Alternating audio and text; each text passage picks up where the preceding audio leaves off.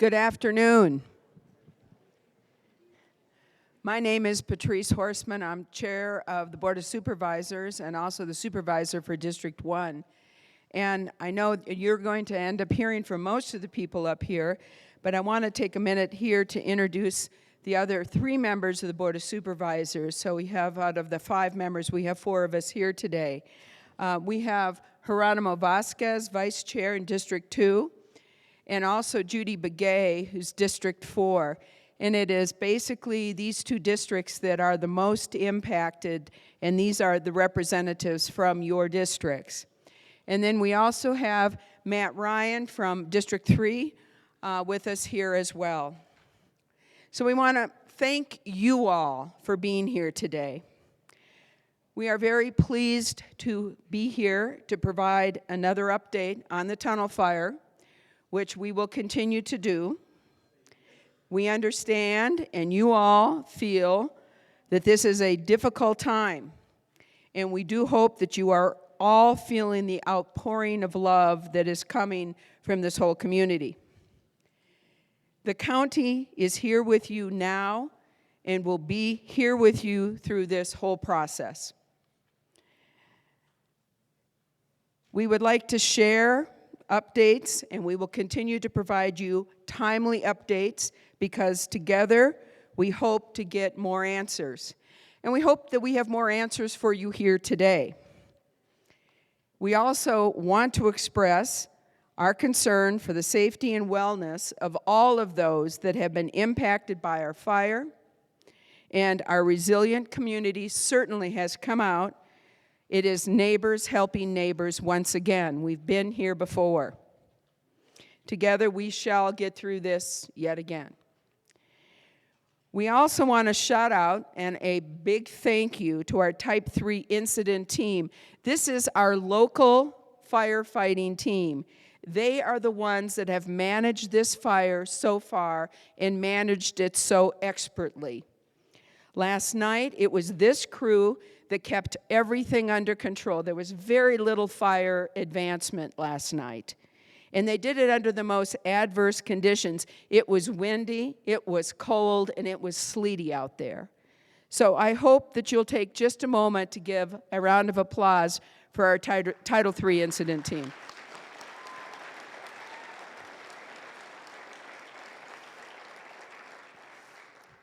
We also want to thank our Type 1 Pacific Northwest National Incident Management Team that is now, as of 7 o'clock this morning, overseeing this fire. And you're going to hear from them here this afternoon.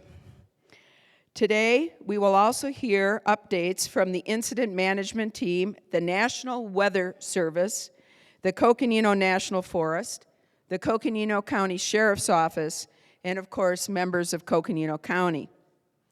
And just like for any meeting, before we get started, there's some housekeeping I just need to go over with you.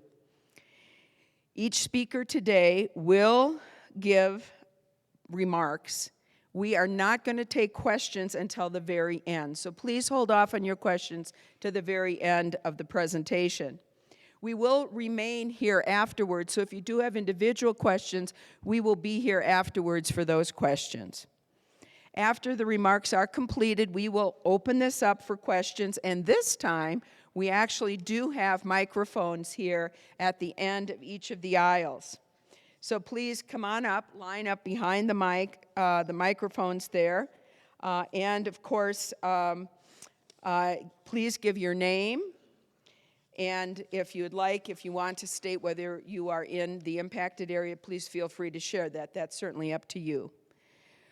We also ask that you try to ask 1 question per person, and that's just a time element. And as I said, we'll be here afterwards, so we can do follow-up questions afterwards as well. So we want to thank you again for being here today.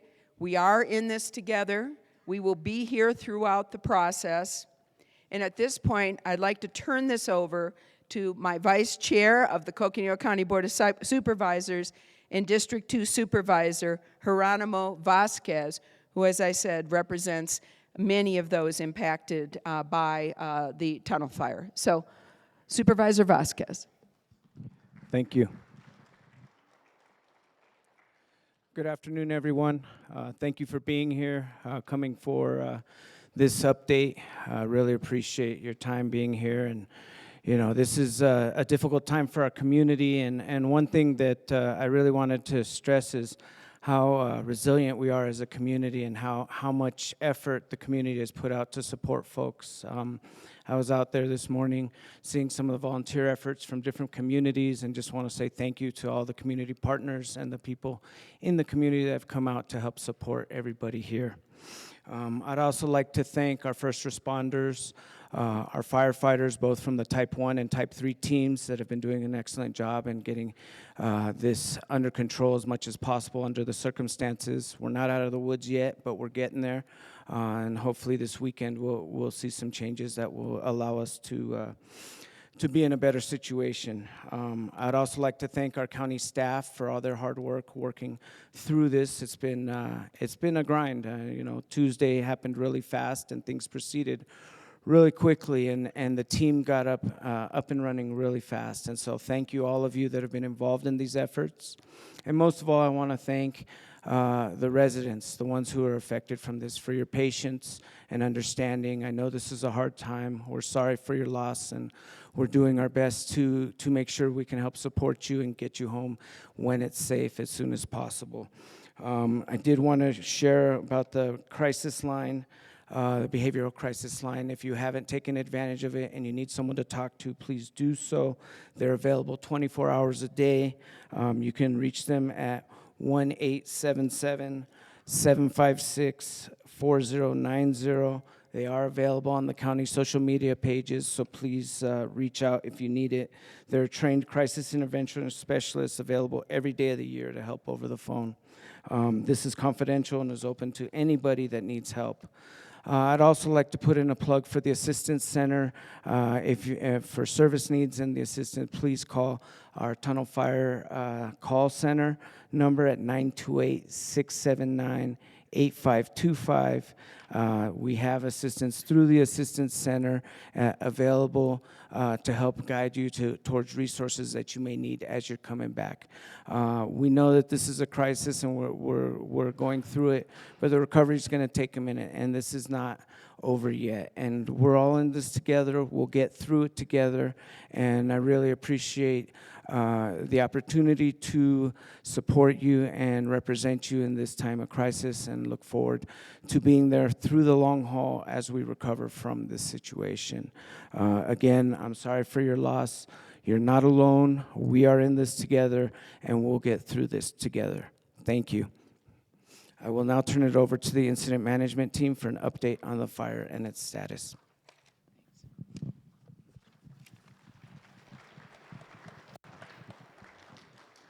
And as I said, we do have a Type 1 incident management team that you'll get to meet. The incident commander's name is Randy Johnson. And when I heard the incident commander was Randy Johnson, I knew we would be in good hands. So Randy Johnson, and also James Osborne, Operations Section Chief, Incident Management Team.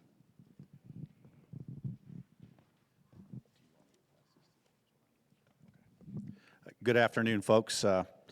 Thanks for the opportunity to speak with you a little bit today.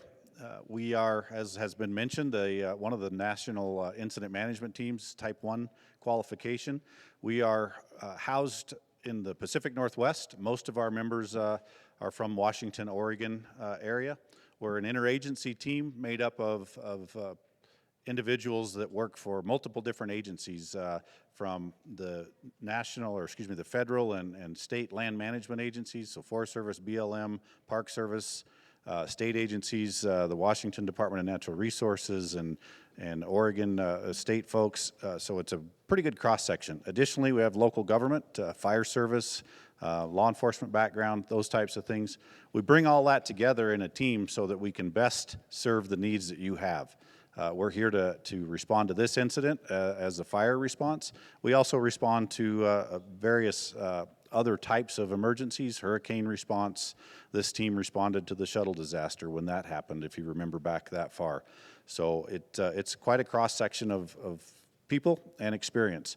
What we can do with that is leverage that diverse background to best serve you and suit your needs for whatever, is most important to you. So that's one of the reasons that we get called in. I will say it can't be overstated, the good work that was done by your local Northern Arizona Type 3 team.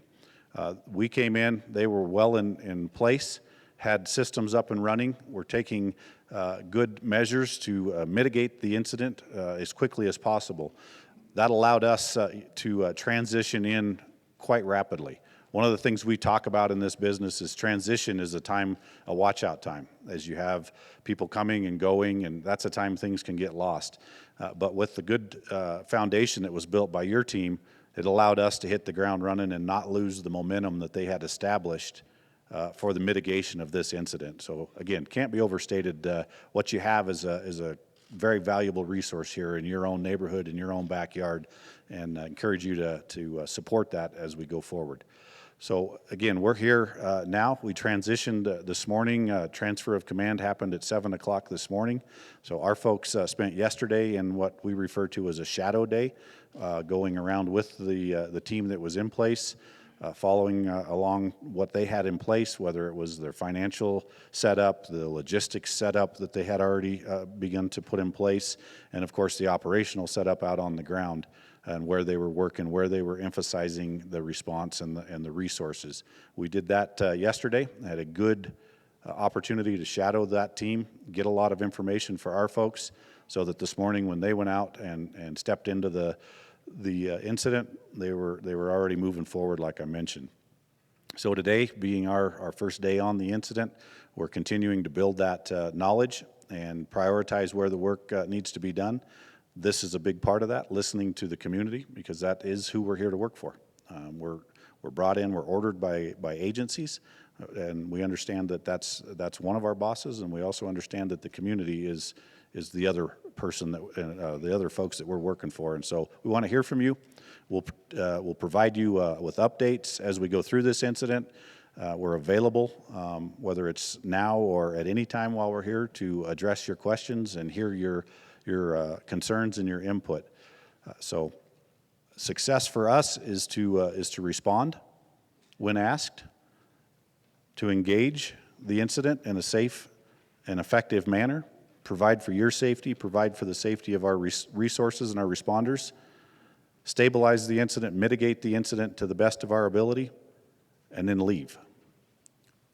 There's a fine line between being here and being welcomed, and then it's time for you to go.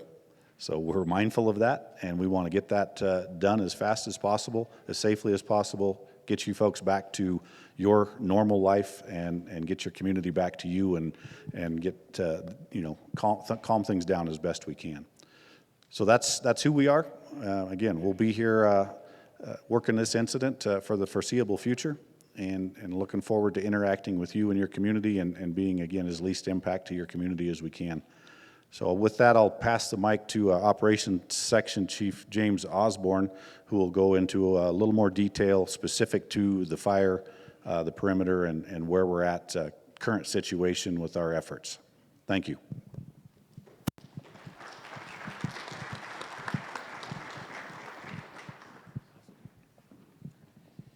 Well, good afternoon, folks, and thank you, Big Unit. Randy Johnson's nickname from the Diamondbacks. And it's actually his nickname as well, but we'll get into the update. James Osborne, Operations Section Chief with PNW Team 3, doing the field operations out on the fire. With that, I'd also like to just point out that we bounce all over the country and do these type of incidents, and the efforts that the local unit, the Forest Service, the state, the fire departments, all the effort that they put in the last number of days to really, what I would call, stabilize this incident in front of us getting here. They really did set us up for success to tackle this incident and put a bow on it and get you back into your homes and back to normal life. So I just want to definitely highlight that it's not us coming here to put the fire out. It's a full team effort, and what the local unit did, the local cooperators, was first and foremost number one to set us up for success. So starting up in Division Alpha, up here on the fire will start and kind of go clockwise around the incident to give you an idea of what's going on. So branch 1, which is all west of Highway 89, starting in Division Alpha. These divisions are combined on a 204, so it's an assignment list that we use for resources. They're in here working in the old Schultz fire scar, going direct and indirect using the 420 road and some dozer lines coming off the 420 road to secure that fire. Yesterday evening and through the morning hours when we arrived, there was 500 acres that initially came across that 420 road that we worked on yesterday with the Type 3 team, and we're still in there working today. There was a number of spot fires, so fires off the main fire that ended up growing together. We used some dozer lines and a dozer to get in and around that, and we have crews in there holding that effort, securing that effort, and putting the flames out along that stretch. The rest of the 420 row where it ties back into Highway 89 is basically the control feature is the road system with some additional dozer line in there. And so what we're doing is mopping up, extinguishing flames, pulling material in, heavier logs and things that are burning, and just trying to secure that line so that when the winds come back up, we don't have a chance for escape. Coming up across the highway into Division Bravo, which is also Branch 2 here on the map. Division Bravo and Charlie are a combined division. And what we've used up there for the control feature is a patchwork of road systems as well as dozer lines. And so it's been a direct effort right on the fire edge, putting the fire out on this stretch, going out towards to the east here to this basically a finger of fire that breaks off to the north. So direct control effort, again, securing that line, mopping up the fire and whatnot.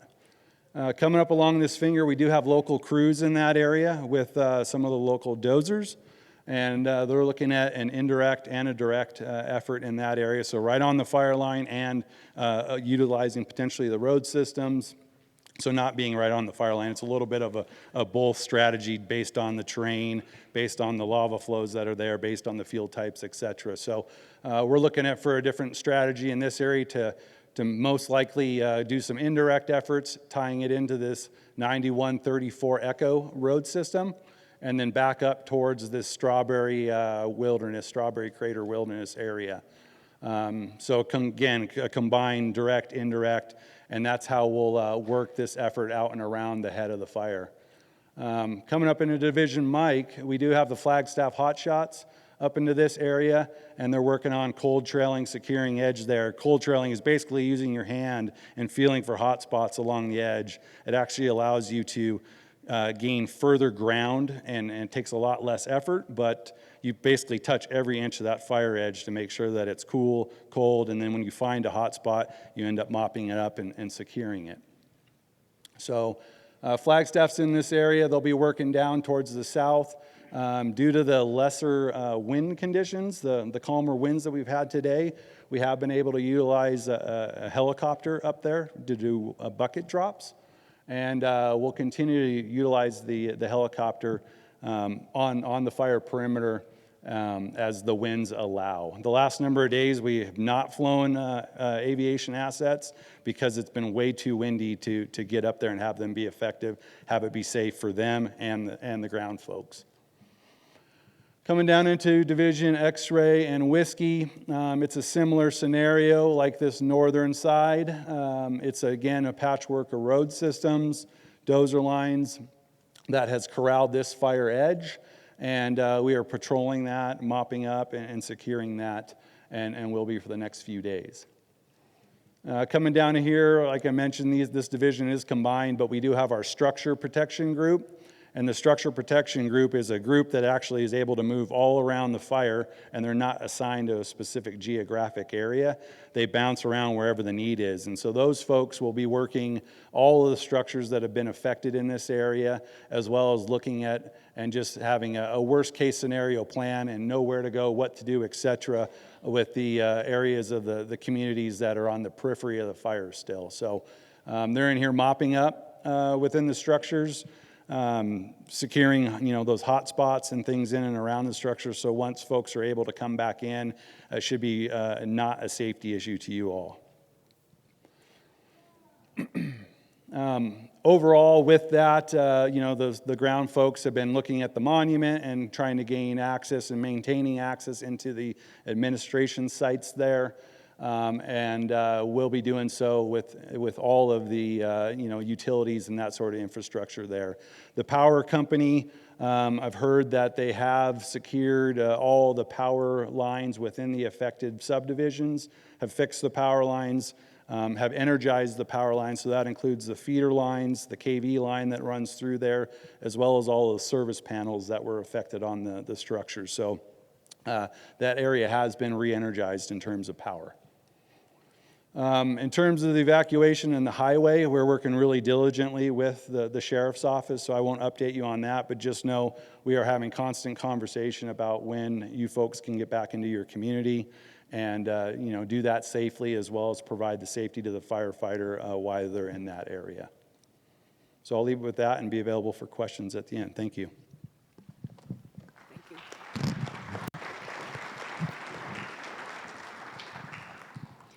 And next, we have our National Weather Service, Brian Klimowski.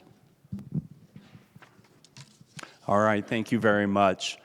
We can keep this kind of quick here this evening. Now, we had a strong cold front move through yesterday. As you're aware, it brought some showers, which were great to see. Strong winds yesterday, but now behind the front, much lighter winds, cooler temperatures, really helping out with the firefighting efforts. Here's the forecast for the next couple days. What you see now is what you're going to get, okay, through the rest of the weekend. Lighter winds out of the north, maybe a little bit more out of the northeast on Sunday, a little bit more easterly on Monday, but pretty light winds, 10 to 15 miles an hour, maybe gusting to 20. The winds get a little squirrely in the Donny Park area. We're all familiar with that. But keep in mind, one thing will change. With the northerly winds and the fire to our north, it's going to start bringing smoke into the Donny Park area. You might have already sensed that.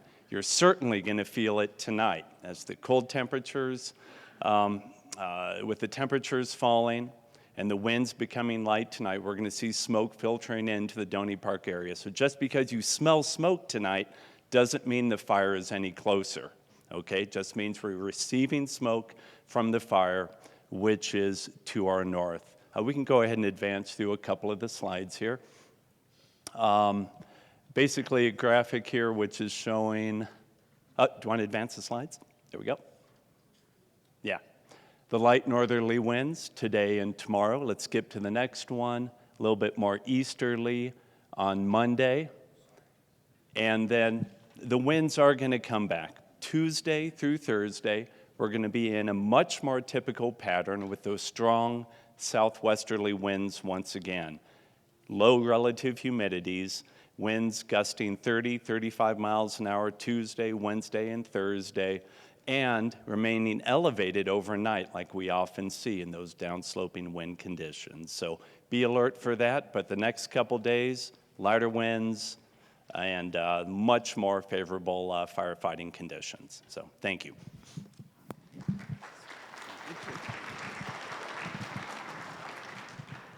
We're going to hear a Coconino National Forest update. Matt McGrath, Flagstaff District Ranger, Coconino National Forest. Great. Thank you, Supervisor Horstman. Appreciate it. Good afternoon, everyone. I'm Matt McGrath, District Ranger in Flagstaff. The other night, we were asked a question, and we didn't answer it very well.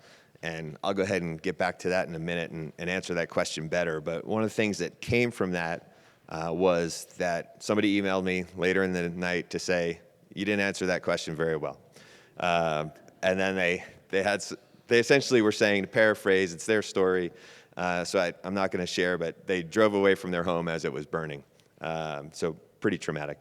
And they essentially were saying to me, Matt, what the hell? Which was a reasonable question, right? So I replied to that, and then this morning they replied back, and I saw it, and I opened up the email, and sometimes you never know what you're going to get when you open up an email. and it was a lot different than I was expecting. This person talked about understanding the tough job that we have, and they said, we usually do a very good job. And they said, this time I think you could have done a better job, which is also a reasonable thing for them to say. Then, at the end, they said, I still support you, which I just sort of stood there and looked at that for a while because it was pretty remarkable to me. It showed incredible strength and grace that I can probably only aspire to, but really meaningful to me and also to all of my firefighters, but many, maybe most of whom were born and raised here in Flagstaff, Belmont, Parks, Williams, and are Northern Arizona through and through, and taking this really, really hard, whether or not their homes were lost or not. So just wanted to thank that person for their understanding and their support. Very much appreciate it. The question that we were asked the other night that led to that was about fire starts and how fires start here in Northern Arizona. And this person said, most fires are lightning caused. And nationally, that is true. And this is where we didn't answer the question well because we were answering for Northern Arizona, so we got that wrong. But what I wanted to do is clarify some of that and talk here about Northern Arizona and how our fires are caused. And that's what this table here is for. We have remarkably good statistics on this going back to 1970. I don't know how we haven't lost them over 51 years or 52 years, but I appreciate that we didn't. And so what this table has is a comparison of human-caused fires on the Coconino National Forest and lightning-caused fires. And we have this year by year, but to get it up here on the slide, we combined it by decades. And so the bright yellow column, or the column on the left for folks, are human-caused fires. And so in the 70s, about 2,000 a year, and actually trending down a little bit to around 1,200 a year for most of the past few years, although that has increased, the number of human caused has been increasing a little bit over the past few years. The lightning is on the right and shows we used to have 4,000, almost 4,000 lightning-caused fires a year, and that's also been kind of trending down, which is a little bit interesting. And this is basically that same information, but just another way to share it with you, where it has human on the left and lightning on the right, and you see them trending down. Human has gone down a little bit and kind of plateaued. I think one of the reasons for that is that we have in the past several years, more than several, probably 10, 15, 20 years, we have a pretty robust prevention program here on the forest where we have 8 or 10 people whose jobs basically over the summer is to drive around and look for fires, illegal fires or not illegal fires, and put them out. And I think we've done a better job at finding human fires and also messaging restrictions and slowing down that cause. The lightning is really interesting. We've got a lot less lightning strikes here than we used to. I'll have to ask the Weather Service about that. If we have half as much lightning in northern Arizona as we used to, I'm not sure. But wanted to share that with folks because we were asked that question about how are fires on the Coconino here caused, and we didn't have a great answer. So I wanted to make sure I made that right and gave everybody accurate information. One thing that I didn't mention the other night, and I should have, it was a little bit of a fog of war situation, to be honest with you, was that one thing that we do here on the Coconino is we have a permanent camping and campfire restriction surrounding the city. And so you'll see the bright yellow towards the bottom and to the right. Camping and campfires are prohibited there year-round, every year. In that orange section, which is really Mount Eldon and the Dry Lake Hills, camping is permitted, but campfires are prohibited year-round, every year. This fire started in that orange section where campfires are prohibited, which I think helps show the challenge that we have sometimes, where even if we prohibit something, the thing, speed limits and stuff like that, if people aren't being watched all the time, bad actors sometimes are going to do what they want. And I don't know if this was a campfire. I don't know what caused it. We have an investigation going. We know that there was no lightning that day. But wanted to share this with folks. It's one of the most important things we do to help keep the community safe. We do this in cooperation with the Sheriff's Office, with the state. Oftentimes, we have different laws, different rules, regulations, but this is one that we all agree on, and we all work together to enforce it. The sheriff's deputies, when they're out there, Normally, they don't cite people for campfires, but if they were in one of these areas particularly sensitive to the community, a Forest Service person could do that, a sheriff's deputy could do that, a game and fish officer could do that. So wanted to point that out. The other thing I did mention the other night, and I wanted to mention again, was how important the community is to helping us spot and prevent fires. And we talked a little bit about that in terms of closing the forest, and sometimes that's tough because we don't have good people reporting fires. This morning, I was reading through the transcript of the initial attack on Tuesday when this fire got out of containment and made that run. And going back to Sunday when it was first reported, I mean, it was somebody who called in. Their spouse was here the other night, and they said, yeah, that was my wife. She called it in and reported it on Sunday. And then on Tuesday also, it was people calling it in and telling us what was going on that helped us respond to it. So just wanted to, once again, thanks everybody for their diligence and helping us do our best to protect the community. Not perfect all the time by any stretch, but absolutely doing the best we can because it's the most important thing we do. Thank you very much.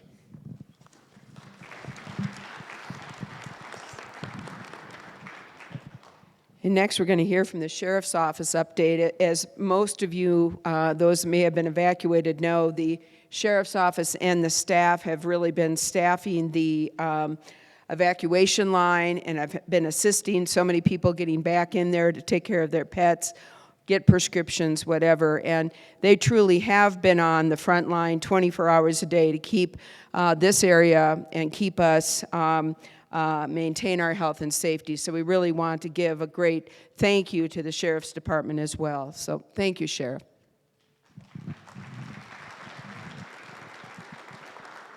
Thank you, Patrice. I know that so many of you are here to hear about when you're getting back in, and I'll try to address that here in just a second. But this reentry process it can be difficult, and I know all of you want back in, and we want you to get back in. But it's important that it is a safe and orderly process. There's going to be people in those areas that working with utilities. There's going to be kids that are in there running around. There's going to be a lot of animals, things like that. And the last thing that we want is for somebody to get hurt or animals to be run over or things like that. So at this point, we're asking you to please take it easy when we blow the whistle on that reentry.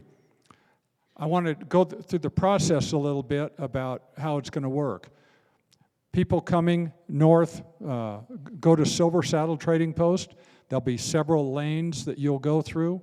You'll be able to pick up a packet of information, the same packets that we have out in the entryway today, on what to do and precautions, and Kim Musselman will talk more about those packets in a minute. But we'll give you, show your ID that you live in the area. We'll get you a unique colored ribbon that you can tie onto your vehicle, and that will allow you access to your neighborhood. We are keeping the rest of the area closed to other people.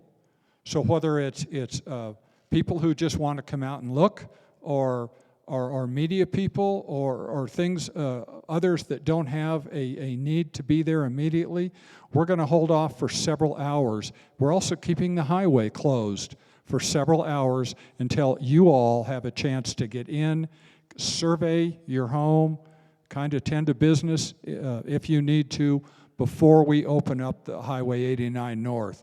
The Arizona Department of Transportation is doing this in collaboration with us, just to allow you guys some time to see what the needs may be around your home. We're asking that when you go back that you remain in a set status. From the ready, set, go, you'll still be in a set status. We're also asking that you don't try to bring your livestock in at the same time. Give it a day, if it's possible, before you bring your livestock in, so we can avoid a lot of trailers and things like that. So again, we're just trying to do this as safely as we can. The other area I want to cover is to thank you for your patience. You've really been great with us. We've had a few issues and dealt with those, but you folks have been phenomenal. Your patience and your understanding for the first responders all throughout the process, for the firefighters and those things has just been so great and has made our job so much easier. We appreciate it because we're all here together again. In 2 weeks, we're together, no matter what. So thank you, and you do need to know the cooperation from city, state, county, federal people has been phenomenal. You're getting your tax dollars worth from all the cooperation that we've been able to do here. So thank you very much.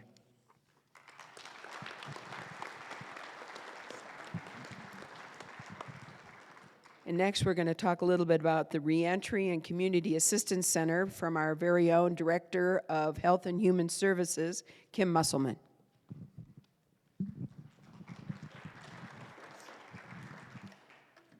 Thank you, Chair. Thank you, everyone. I just wanted to spend a few minutes. You received packets as you came in today, and for those of you listening online, all of the packet information that folks received here in person is all available online, and I will be sharing that web address with you as well as I cover a couple of things. We absolutely recognize that entering your home after a fire can be very difficult. You will find things untouched, or you may find things in a very different state than how you remember them.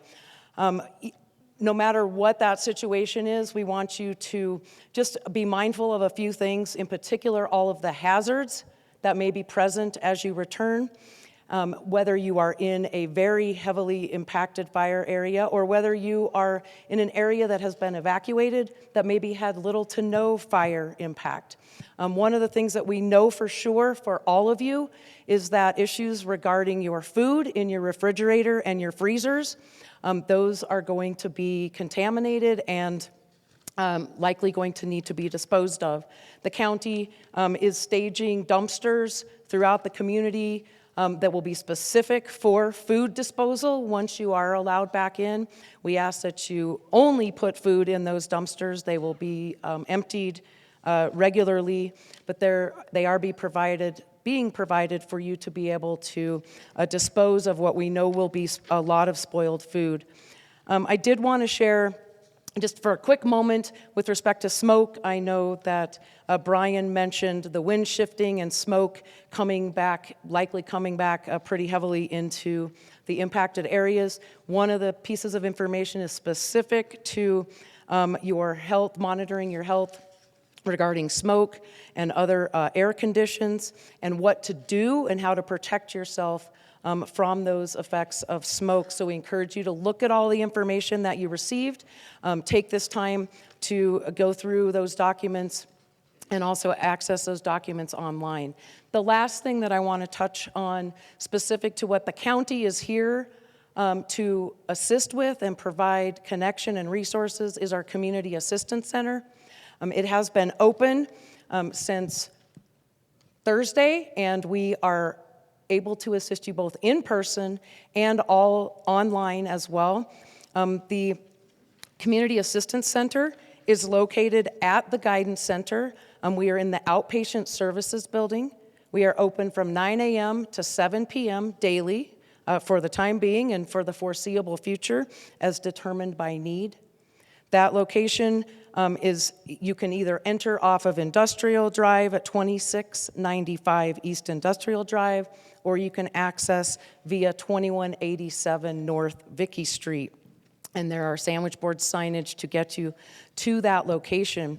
And as I indicated, you can also access all of the service information and intake form online. You can fill that out on the website. Our call center staff can assist you in filling that out, or you can actually fill it out on your cell phone as well. Where all of the information that I was mentioning, as well as information from the Sheriff's Department, that you received a couple of handouts as you came in today, all of that is going to be located, and the page is live at coconino.az.gov/re-entry-information. So we encourage you all to go there for all of the electronic documents. And lastly, with respect to this information, again, the Tunnel Fire Call Center information line is open 7 a.m. to 7 p.m. daily, and that phone number is 928-679-8525.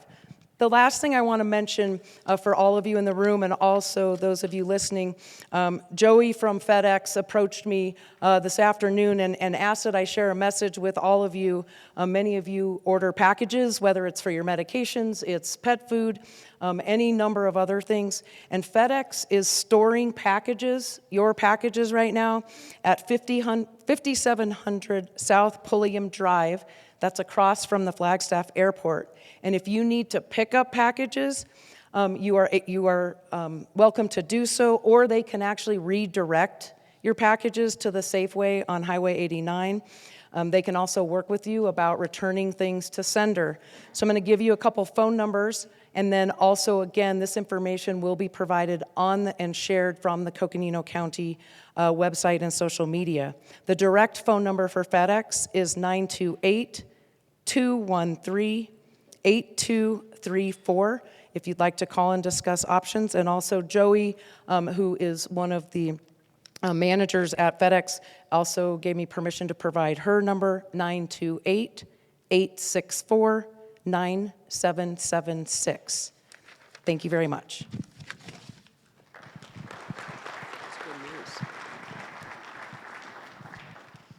And our last speaker is someone who probably you recognize more than any other member of the county staff during a time of crisis, Lucinda Andriani.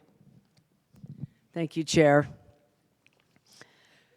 So, this is, I think I said this the other night, but it's deja vu all over again. And I just want all of you to know that, we and I are here for you. We're here for you through the entire extent, just like we were for Schultz. Those of you that went through Schultz, and I think all of you know, I gave my heart and soul to that effort for over 5 years, and every year, every spring, I make sure every one of those gauges up there, and I make sure the flood director, everybody's still very much paying attention to everything that goes on out there. So, you are my people.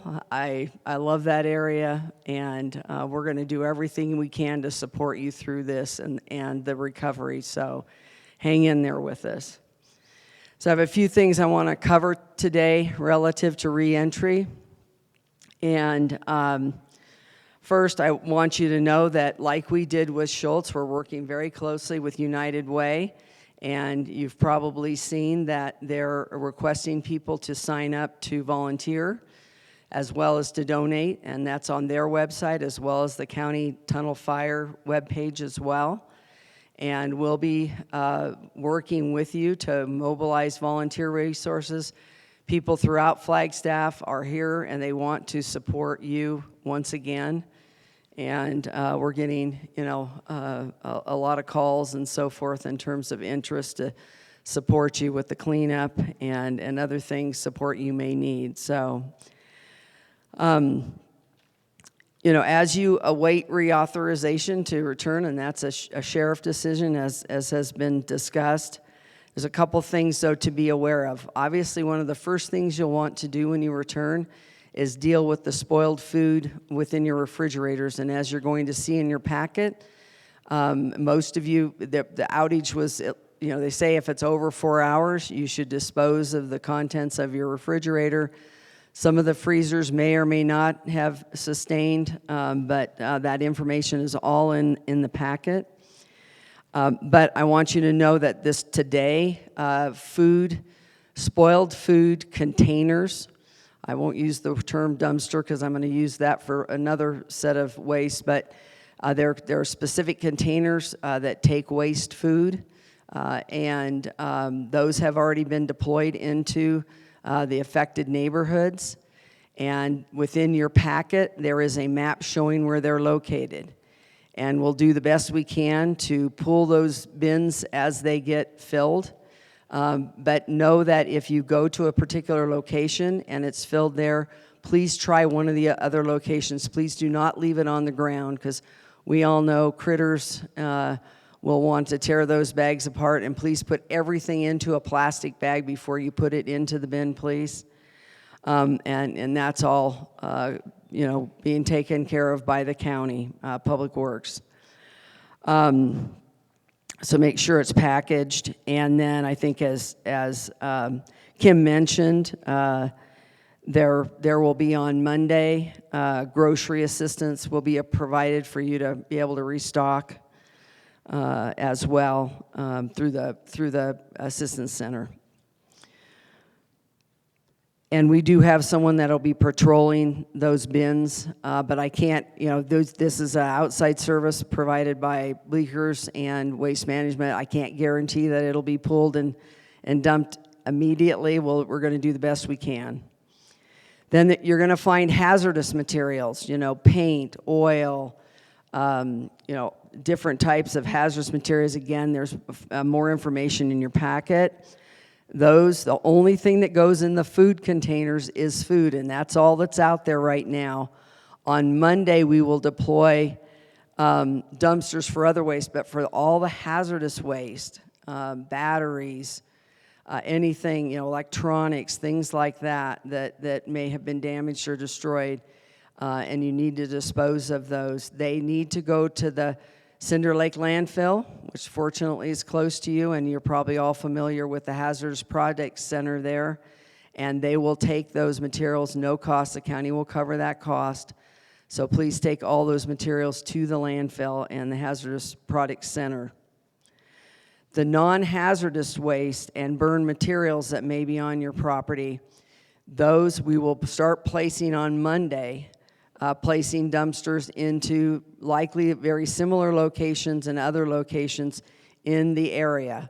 It'll be primarily focused on the area that actually burned, where there's a need. We're going to try to get those as close as we can.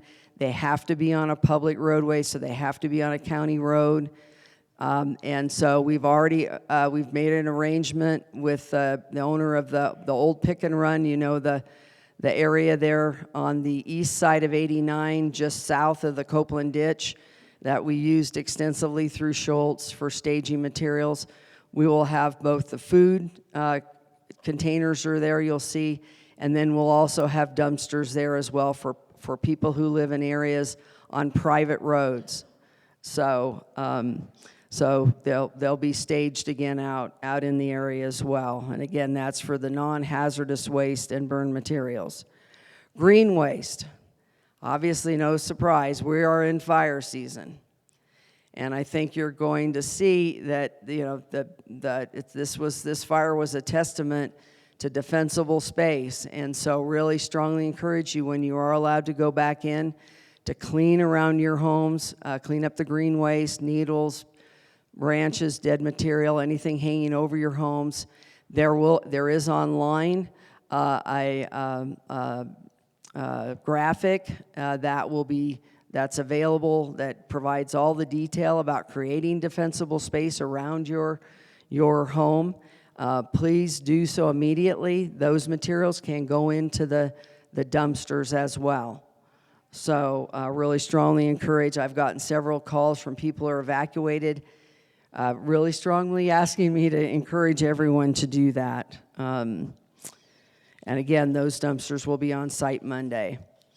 Home insurance. I assume those of you that have lost homes, I want to extend my empathy to you and know how difficult that is, understanding that, how difficult that is. Be sure to contact your insurance provider. Of course, you probably already have. There are links, again, on the website about how to communicate with your provider. And if you have any issues with your provider, the name of the state insurance commissioner and the hotline to call there, they're very helpful. We found this during Tinder. We referred a number of people there and worked with them. They were very helpful. Property damage assessments on Monday. the state Department of Emergency Management, as well as the county community development, as teams will go out and be conducting property damage assessments. And that information can be made available to you when they complete that information. It will not be made available to anyone else. And that can be made available to you. We can also supply to you if you had damages that are documented, home loss in particular, for your insurance agents as well. Typically, they're going to send someone out as well, but if you need any kind of documentation from the county, we can provide that to you. Again, cleanup assistance. We have been in communication with an organization called Team Rubicon. It's a group of veterans that have the capacity to operate heavy equipment and assist with cleanup after these types of incidences. And, we're working with them. That will be a process that we'll work through with particularly focused initially with those who lost their homes. With Tinder, we worked with individuals, identified some individuals, said, hey, I have insurance, I'm just going to work through that. They want to bring someone specific in to do the cleanup, and that's certainly fine. That's your personal decision.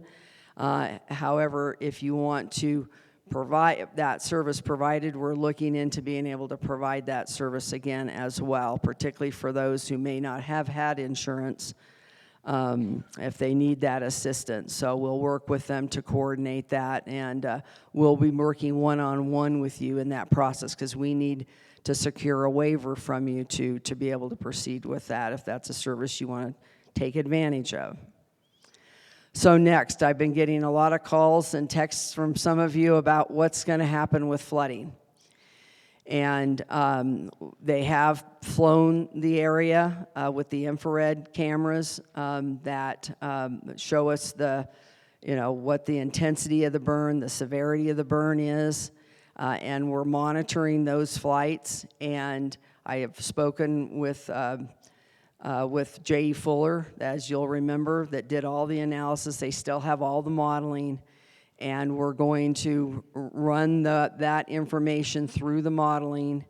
We've unfortunately had some hot spots come up again yesterday up on the forest, and so they'll run the modeling when we're fairly confident that the fire is at a decent point, that we can do that, and then we'll be working with you. We'll get that information out. We will share with you the results of those analysis, and then go from there. If we need to mobilize for mitigation, we will be there to do that, with you.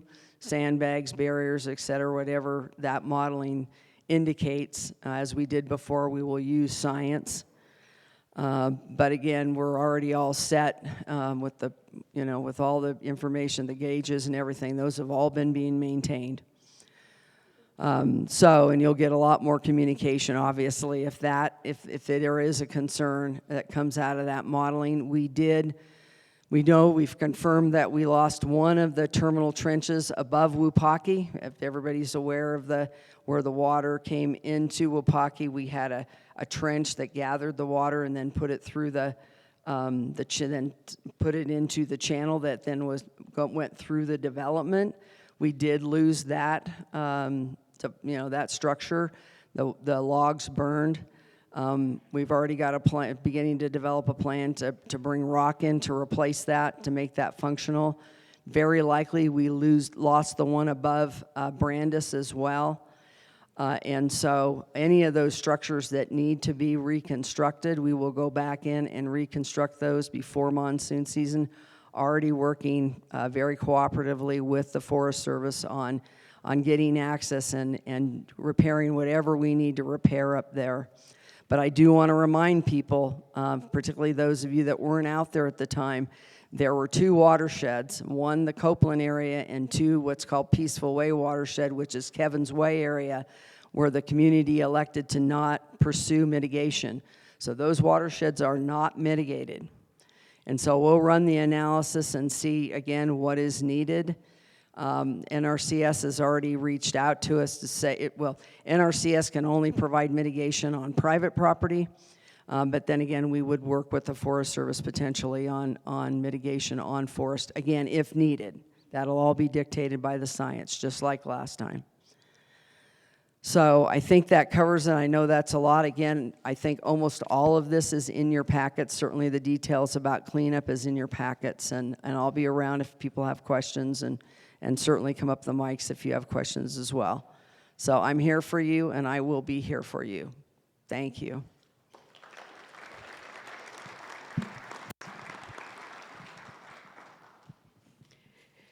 Well, as we know, unfortunately, fire season started early. So it is important that we are fire safe and fire wise. Lots of information on the Coconino County website. Also a place to go, Coconino County website. Please sign up for emergency notifications if you have not. And last but not least, it's a great place to go to get the latest news and the latest information on the tunnel fire. So coconino.az.gov is a place to go to get all the information that you need, and quite frankly, recap a lot of the information provided here today. With that, you may have questions. We have a number of people here anxious to answer those questions. So we do have 2 mics up here at the front. Please feel free to come on up and ask your questions. Please. Hi. I want to thank the outside agencies that came in and helped us get this under control. We've heard a lot of stuff. I've been reading previous news stories how our local departments were taken off guard by the wind. And I'd like to know, there were citizens that called in on Sunday, on Monday, and on Tuesday. I'd like to ask Summit Fire and the local Forest Service how many calls they got on Sunday, how many calls they got on Monday, Tuesday morning, and why this was not stopped. Members of the Forest Service? Thank you.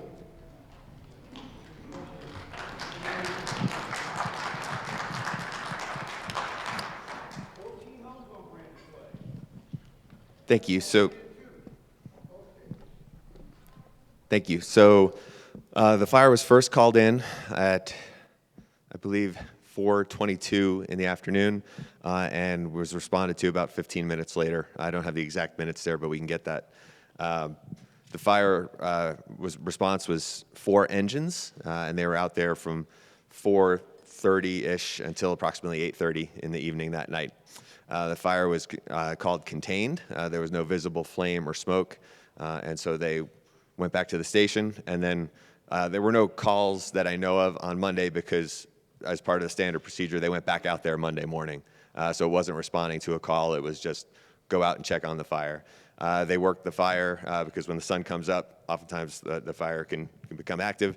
They did that and worked the fire for most of the day, and then went back to the station, and then went back out Wednesday again. And that was when they got out there, and the fire, and I don't have the exact details, I haven't talked to all the folks there, but when they got out there, they were working the fire, and that's when the winds picked up and it got away. So the fire was called contained because there was no smoke or visible flame Monday or Tuesday, Sunday or Monday after they finished working. Then Tuesday they went out there, were working the fire, and the winds came up and they could not control it. By what agency? U.S. Forest Service. And how many calls came in on Sunday? I don't have that information, but we can get that.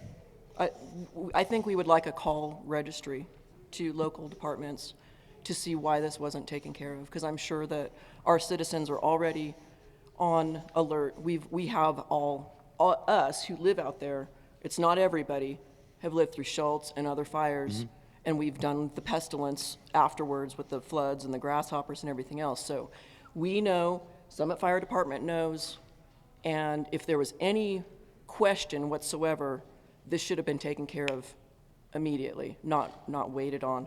And I don't know why anyone was surprised at the wind or how it got away. It blows every day of the same month. all the time.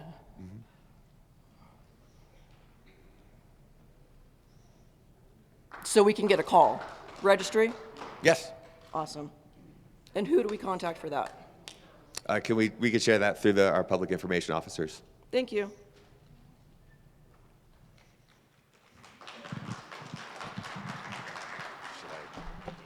Hi, my name is Barbara Bartel. I live on Tanager Drive, and, oh,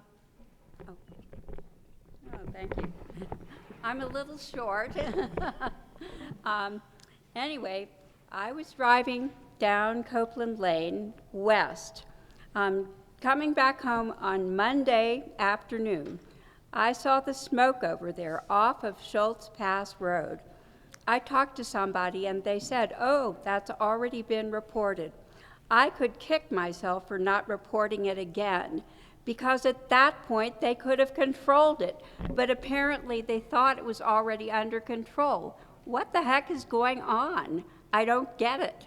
Why weren't they on that fire? The wind was blowing very, very hard. They should have been out there at all times trying to get that fire under control.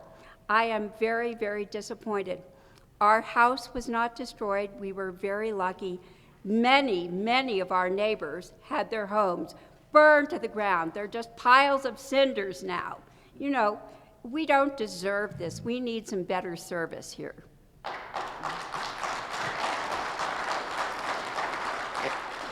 And Barbara, thank you for your comments. And obviously, there are a lot of questions that we all want answers to. What I will state, and what we have been, Forest Service has shared with us, is that there is an outside agency that came in approximately 3 days ago that will be investigating the fire, investigating the source of the fire, and investigating many of the information. And hopefully, we will have more answers once they have completed their work. So thank you for your comments. Well, I really feel that there will be some lawsuits as a result of this. I'm pretty sure there will. Okay? Any other questions? Sorry if it's been answered already, if it's somewhere else. Just curious, was there an official place for that states that we're not allowed back? I know I saw it online that says that we're not allowed back in that area. I'm curious if there's just so I can print it out for insurance. Thank you. Sheriff, do you have that information? Sorry. Yeah, the question was, is there an official place that states that you are not allowed back in? His insurance needs that information. Okay, I guess Lucinda Andriani will meet with you afterwards to make sure you get the information you need. So, yes. So just following up on some comments that were made earlier. Oh, by the way, I'm Susie McVeigh. I live in the Fernwood neighborhood. Is that what you need to know? Okay. I understand that you responded, Forest Service responded Sunday afternoon within 15 minutes, and that's great. What I want to know is why was it only contained and not suppressed when the National Weather Service had forecast 50-mile-an-hour winds in the next couple of days? And why didn't your crew remain on site and babysit that fire all night long like they often do when neighborhoods are immediately adjacent to a small start? And so, yeah, why only contained, not suppressed?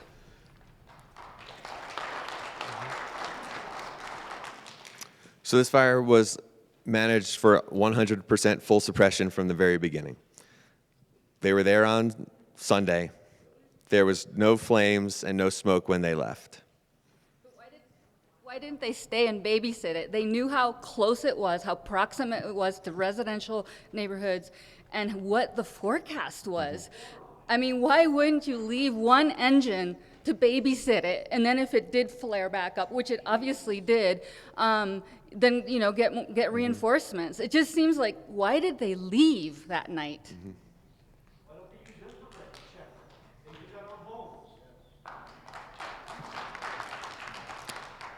So, ma'am, I don't have the information of exactly how this played out. The folks who have been working since then because of what has transpired since then, but we will be looking to get that information and better understand that. But there was never a time when we thought, oh, we'll just let this sit. We're not going to worry about it. I mean, they went home, back to the station, and then came back first thing the next morning, Monday, and then we're coming back Tuesday, and Yeah, my point is that somebody should have remained on site at all times until you knew that thing was not going to pick back up with those winds that we got. But thank you. I understand.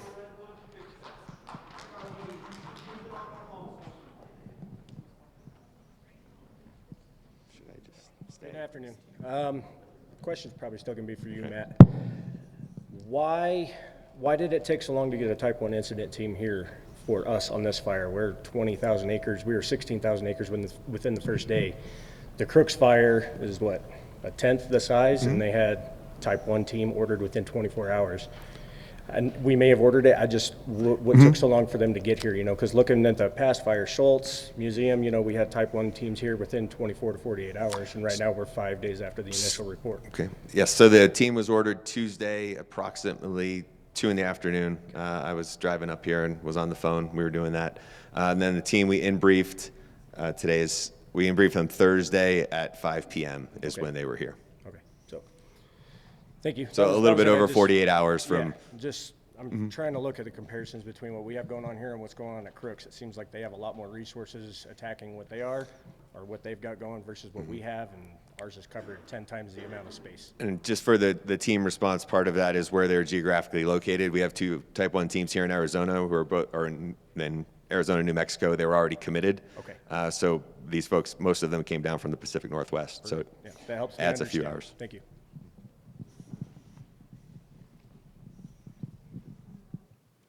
I'll take your seat.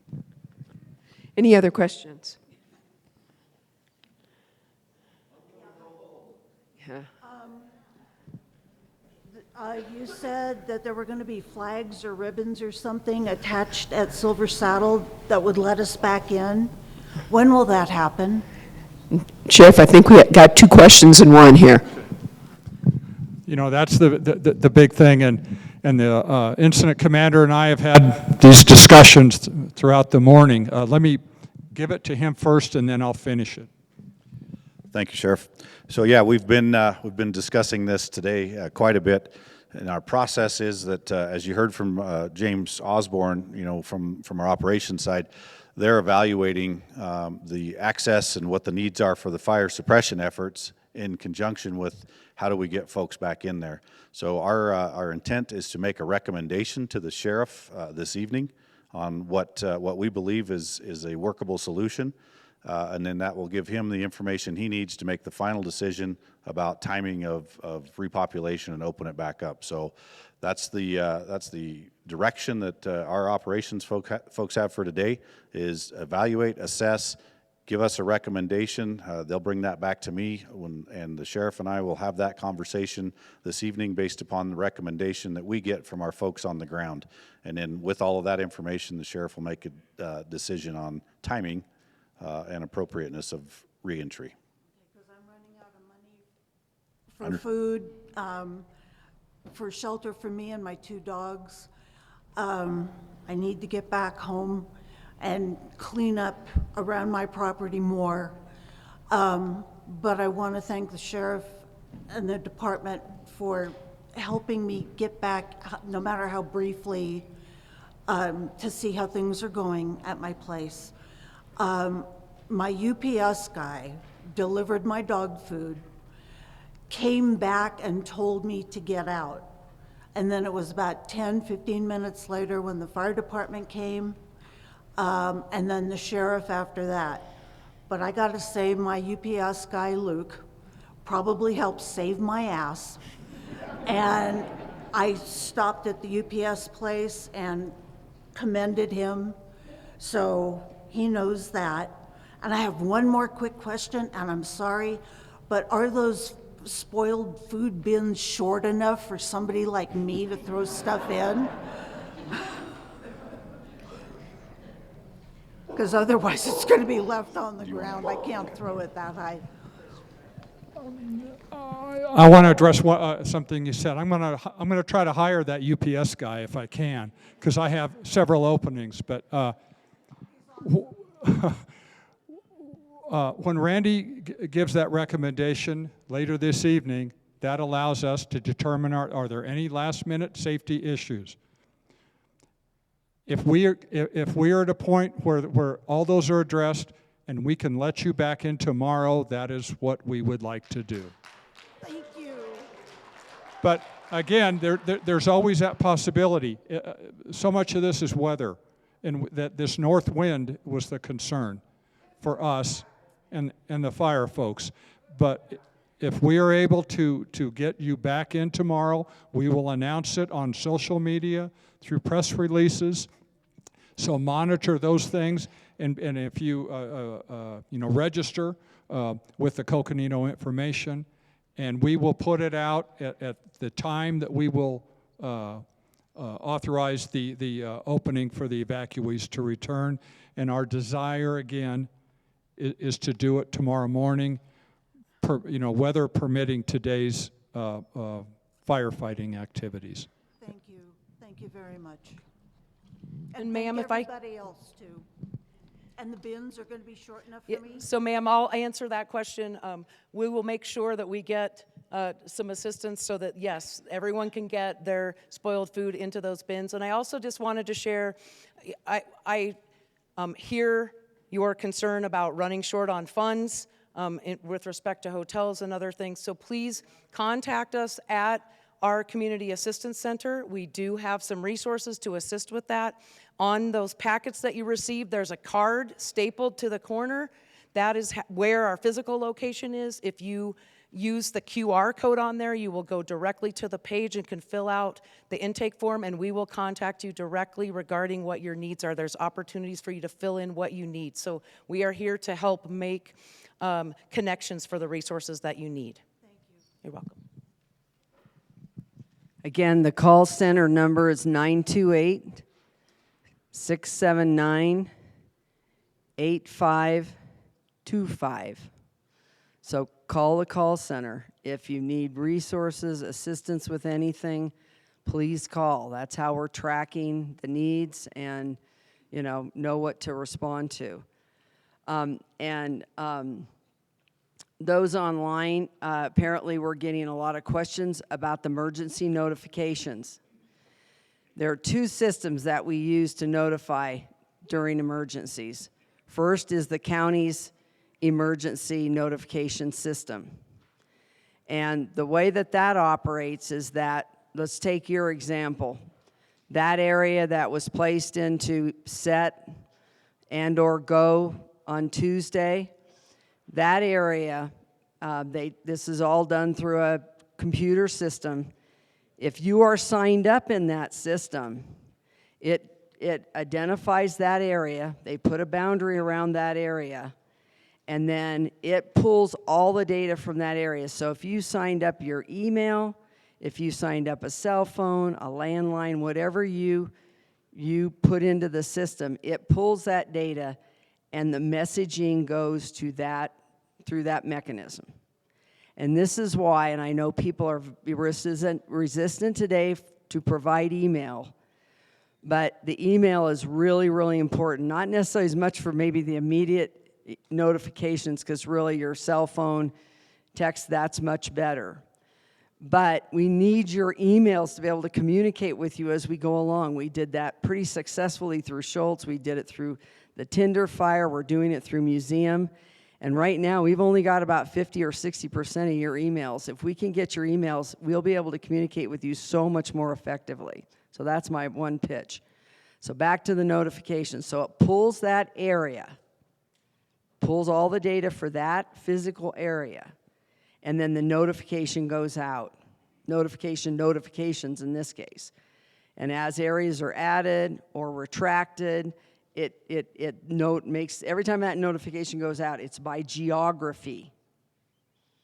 So those of you that, and it doesn't matter where you are. You could be in Phoenix. If you're in that area, you should get the text, assuming you have cell service. You should get that notification.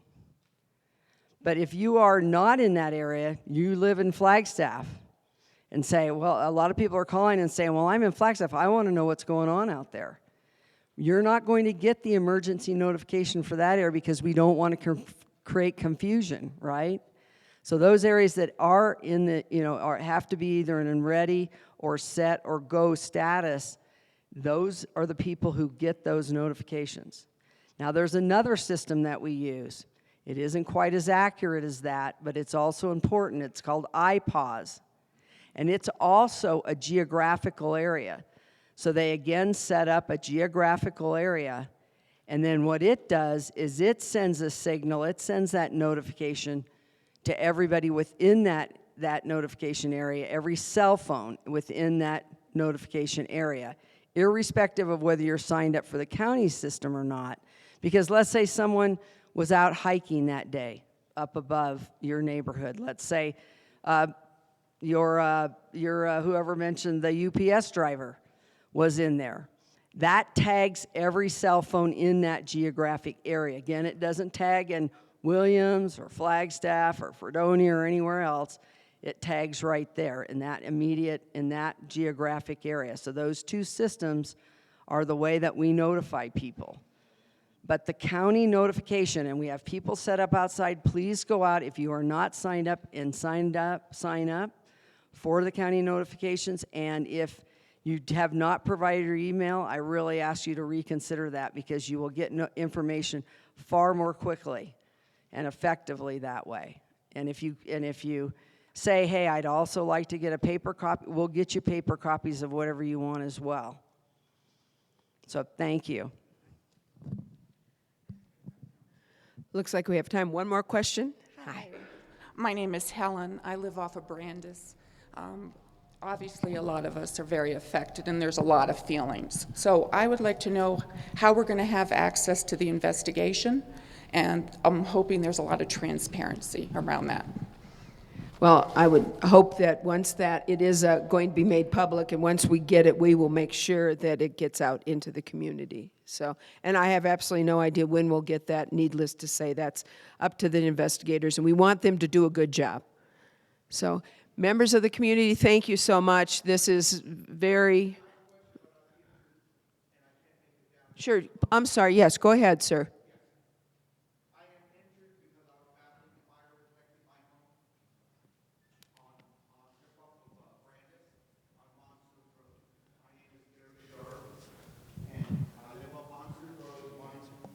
Thank you. Barry. I knew I was going to have to yell, but I can't. Sorry. Barry Sharp, yes. Hi, Yes, Barry. I live on 12930 Monsoon Road. I had moved here 6 years ago from LA, and I rescued two pit bull rescues. And I brought them out here to live with me, and I fenced my yard so they can have a decent home. Well, when that fire, I called in on, I do believe it was Easter, when I saw smoke when I was coming home from Safeway. And I stopped at the fire station, I guess it's 33, as you're coming up 89, and I pulled in there and I rang the doorbell several times. I got no answer. And another gentleman pulled in with him and another gentleman came in with a truck, and they also were trying to ring the doorbell. We got no answer. So I told him, you know what, the best thing for us to do is call 911, and that's what I did and reported the fire then. Okay? And then I went ahead and went home. I thought everything, they said that it was under control. They already had a crew coming out. And then I went ahead and thought, you know what, it's okay. So I went ahead and went home, but then on Wednesday when the fire, I saw smoke in that same area, I called 911 again. The lady on the line said, yes, we have a crew out there, and we're currently doing a controlled burn. And I thought to myself, wait a minute, lady, that is the most ridiculous thing I've ever heard. No one does a controlled burn when there's 55-mile-an-hour winds coming our way. That is ridiculous. I don't know if that's the case, but that fire moved awful quick after that. And before I know it, it was in my coming across my backyard while I was battling that fire. Yes, sir, Barry. The leading edge of that thing was so hot and intense while I was standing in that backyard with a hose, hosing my property down. and it knocked me to the ground. That's why I can't make it down there. I bruised all on my whole right side. Yes. So, So yes, I was looking around the whole time. I was working because the fire was coming and I could see it. I saw sheriff cars. A couple of sheriff cars pulled up in front of my house, and they said, "We're here to help." And I said, "Well, buddy, if you're going to help me, you need to grab a hose because I'm not leaving. I got dogs, I got my cat and everything, and I'm not moving." He just kind of like snickered at me and he drove off. And I looked around over and over and over again. I saw not one fire crew of any sort coming to help out. I was there standing alone. So Barry, what I can address is your comment about a prescribed fire, controlled burn, and I agree with you. It would have been ridiculous to do that. We had no prescribed fires this week. Last week on Friday was our last one, and looking at the forecast for this week, we had no prescribed fires planned. So that's I'm sorry I can't speak to the Summit engines being in your neighborhood or anything like that, but it absolutely was not a prescribed fire. Well, after it passed by my house, I got on my tractor and I tried to save my veteran friend from Vietnam as it burned through his property. It took one of his houses, but I took my tractor and I drove over there, knocked his fence down, and tried to save the other structure, which at least you'd have a place to live. So I was scooping up dirt, trying to put out the embers that were scooting across the back of his property, creeping towards his house. So I saved the one structure, but I could not save the other. But I never left. Thank you for your bravery. I did not see anybody there to help anybody in our neighborhood until I was out there on my tractor and the fire had already jumped 89, and I'm trying to put out embers to save my friend's last home. And then the fire people started showing up, and they just stood there on Brandis watching me, putting out the embers on my friend's property. So we definitely need some help, and in a very timely fashion. Thank you, Barry, for your comments. And members of the community, we will be here afterwards. If any of you have any questions or would like to meet with any of us individually, we will be here. And as we get more information, as we get more answers to these questions, we will continue to meet with you, the community, and get this information out to you. So again, thank you so much. Thank you for your resilience and your patience, and we're going to do what we can. Thank you so much.